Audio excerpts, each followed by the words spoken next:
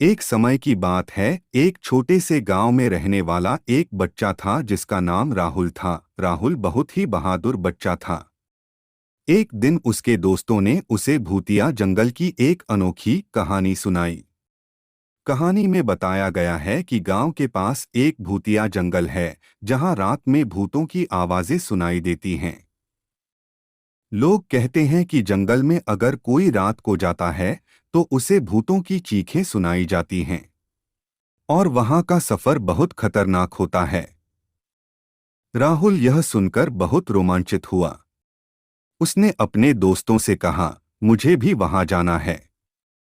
मैं डरने वाला नहीं हूं। उसके दोस्तों ने उसे रोकने की कोशिश की, लेकिन वह नहीं माना। उस रात राहुल अकेले जंगल की ओर निकला।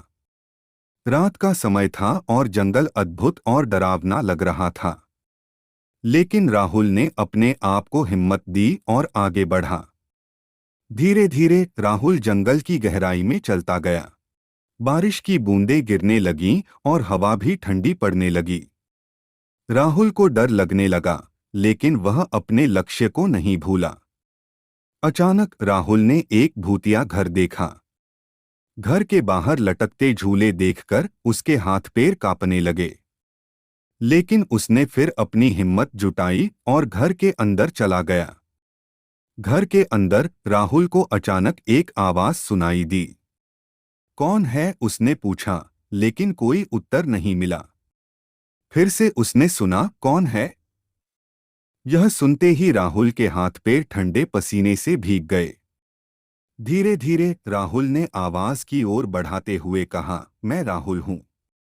मैं यहाँ आया हूं क्योंकि मुझे आपकी कहानी सुननी है।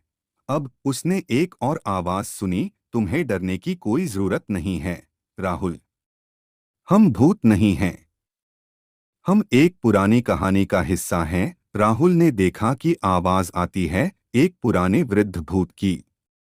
वह बहुत ही वृद्ध भूत ने राहुल को अपनी कहानी सुनाई। वह कहता था कि कई सालों पहले इस जंगल में एक राजा और रानी रहते थे।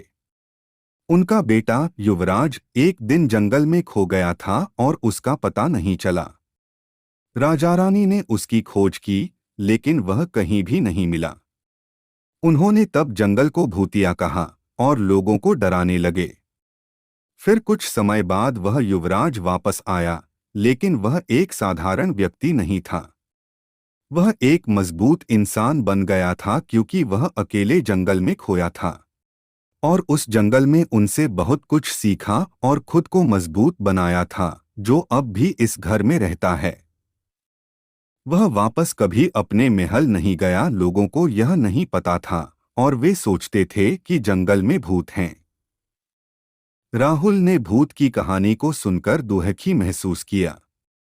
उसने समझा कि लोगों का डर भूत से नहीं बल्कि अज्ञान से है।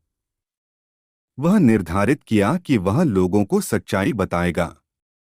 राहुल ने उसी रात अपने गांव के लोगों को घर में ले गया।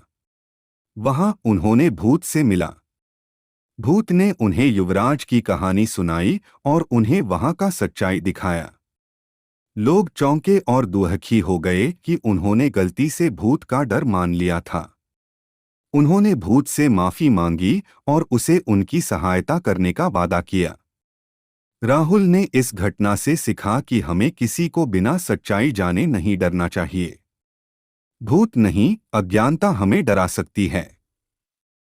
वह लोगों को यह सिखाने का निर्णय लिया कि सच्चाई को जानना जरूरी है और किसी के प्रति उचित रूप से निर्मल और खुले दिल से होना चाहिए। इसके बाद से भूतिया जंगल की डरावनी कहानियों का अंत हुआ और लोगों की यहां जाने की हिम्मत बढ़ गई।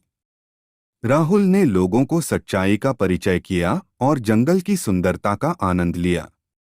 इस अनोखी भूतिया जंगल की कहानी ने राहुल को न केवल एक नई दिशा दी, बल्कि उसने लोगों को भी सच्चाई की ओर ले जाने में मदद की।